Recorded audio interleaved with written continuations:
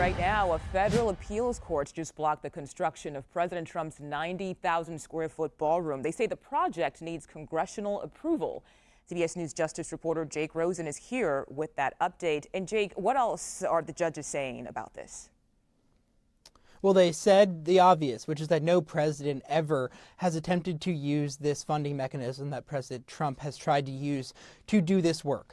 It's explicit in federal law, this appeals panel said in a 2-1 decision, that Congress must authorize any kind of funding to renovate not just the White House grounds, but any federal property that it reaches the level of either kind of a Smithsonian museum, any kind of government building, and that President Trump's move to just demolish the East Wing with little notice and claim that they're going to build a massive ballroom using not just taxpayer money potentially, but also private donations that President Trump has received from corporations for the last 18 months plus of his presidency is unlawful. We saw a lower court judge earlier this year block this, and it got sent briefly to an appellate court, which bounced it back. Upon both readings and both kind of sets of arguments we heard on this, the lower court judge said that simply the funding mechanism that was used was unlawful and that Congress must mandate any kind of major renovation and overhaul of this. There has been no momentum in Congress to do this. We should point out this has been one of President Trump's biggest passion projects of his administration, to do this and say that he needs some kind of massive space, not just hold events, but to keep him safe. He's argued that because the White House security bunker is underneath parts of the East Wing, and that's currently being renovated right now, that the ballroom needs to be completed. The construction work had been ongoing up until this decision, and for the next 14 days, the government can appeal, but if they choose not to, afterwards the construction will have to stop, and there'll have to be some kind of plan, Mugo, to move forward with this in Congress and get some kind of congressional funding. President Trump has wanted this done by the end of his term. Seems very unlikely now that that's going to happen. Jake, I want to go back to what you mentioned earlier because I'm trying to understand this. So in the meantime, construction can't continue, even though much of it has been demolished. So it's just going to sit there until we figure out the next step? It's one of the most interesting things of covering this Justice Department and what the Trump administration has done across D.C.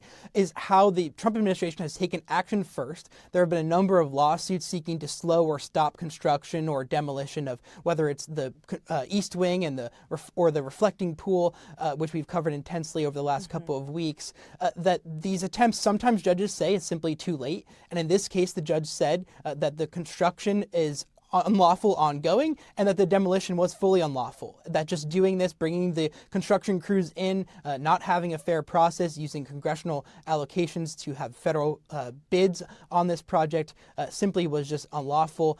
We should point out, too, that this federal judge, there was a federal judge appointed by President Trump to this panel who sided with the Trump administration in their arguments, saying that the group that brought this suit had no legal standing to do so, and that the judges are accusing them essentially of activism and intruding in something that they shouldn't, because President Trump, as he has for the last year plus, has asserted that there needs to be some kind of ballroom built to host bigger events, potentially even in an inauguration one day, Mugo, that should simply be all it takes to get to this point upon judicial review. However, two of this judge's colleagues disagreed. It's likely this goes to the Supreme Court, although President Trump and his legal team can ask, and at the Justice Department, can ask the full federal appeals court here in D.C. to rehear arguments.